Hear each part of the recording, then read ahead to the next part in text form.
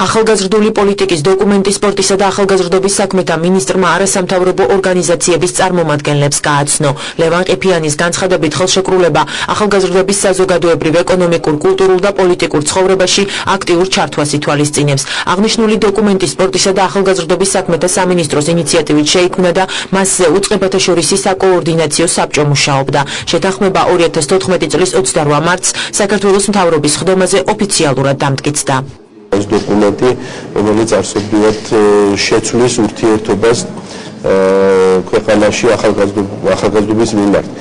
ეს ერთი ნაბიჯი იქნება იქიდან გადადგმული, რომ მოხდეს შეფასება, მოხდეს სამოქმედო გეგმის განხორციელება და შემდეგ საკანონმდებლო ცვლილებების განხორციელება, რომელიც აუცილებლად დაისახოს ახალგაზრდების ყოფაზე და ცხოვრებაზე. ეს არის უმნიშვნელოვანესი დოკუმენტი, რომელიც ხელს შეუწყობს საქართველოში ახალგაზრდების განვითარების ხელშეწყობას და ინვესტირებას მათ განვითარებაში და ეს არის პარტნიორული პროექტი და პარტნიორობის შედეგი საქართველოს მთავრობას გაეროს სააგენტოებს არასამთავრობო ორგანიზაციებს შორის.